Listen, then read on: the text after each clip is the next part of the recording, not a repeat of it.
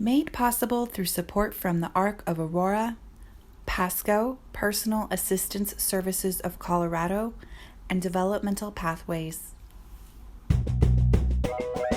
A THINK+change training.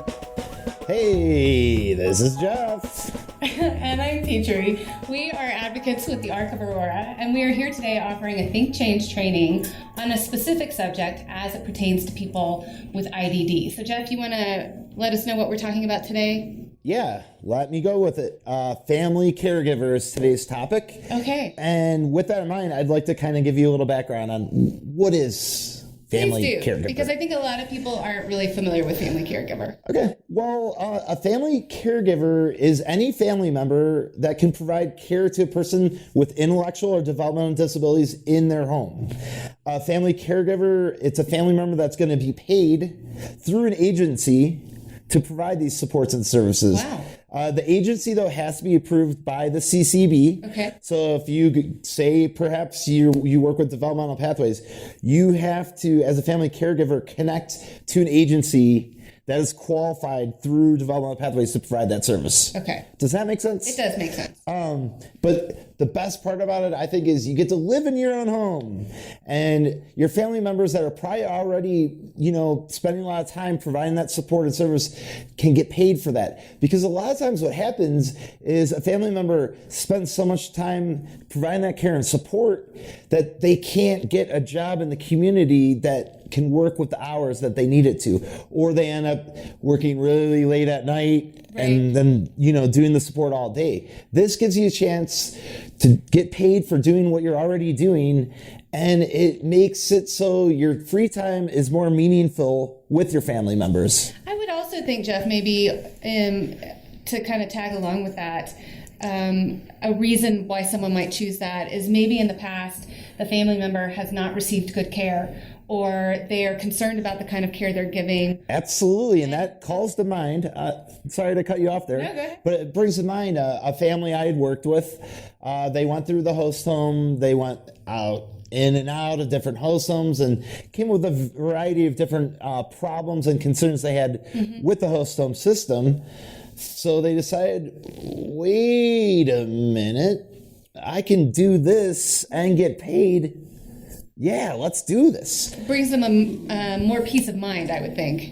Yeah, and so a lot of people have a question like, if you're the legal guardian of a person with disability, can you still be a family caregiver? And the answer is yes. In the state of Colorado, yes, you can. It varies from state to state, but in our lovely home state of Colorado, you can do that. And that was connected to a law passed in 2011. So that's great, because then that allows freedom for families who do have guardianship to still be able to participate in this program. Absolutely. And were you not impressed that I knew the law was passed in 2011 that made this legal in the state of Colorado? I'm quite impressed. Thank you. So let's talk about some pros to family care. Pro, one, you get to live in your own home. Yeah. Number two, you get to spend more time with your family because they're not working and also taking care of you. I think another huge pro is you get to create your own care team for your loved one. I think that's incredibly important because there's trust within that, right? And you know the kind of care then that your family member is actually receiving. Absolutely. I think another benefit for sure is taking that financial burden off the family. Now that they're getting paid to do what they know how to do best, right? They don't have to worry about leaving their loved one in the hands of someone else while they go out stressed to try and work. Sometimes it's too stressful to even hold that job, as you mentioned before.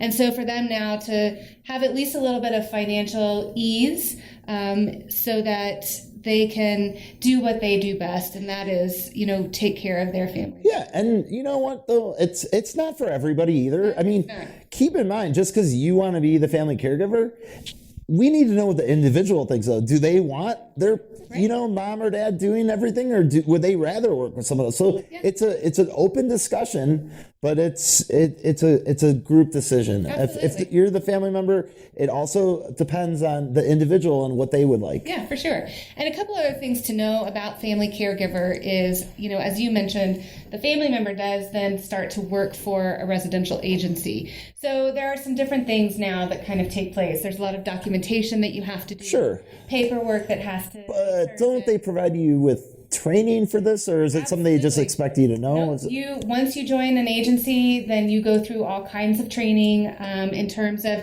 the paperwork, what's expected. You also will then have a nurse who kind of comes in and oversees medication. Even though you've been doing that for so long, this is just now kind of part of the oversight of what the agency provides for you. So yeah, there is training that goes along with that. And then with that training and that care comes a paycheck. That's awesome. And also, if you are a family caregiver and, you have that relationship with the agency and it's just not working, or, the communication's not there, there's plenty of agencies that provide the service, right? Or is there just one? Nope. Plenty of agencies, just like anything else. You might want to really do some research, check into a few agencies and see where you have the most comfort level, where you feel communication is best, in terms of, the back and forth, what's expected. That's really important. And once again, choice is really important. Absolutely. So that's kind of family caregiver in a nutshell. Do you have anything else to add? No, I think we covered it. Okay. Well, we will be back with another THINK+change training down the road. So please stay tuned, watch for what's coming next, and thank you for being with us today.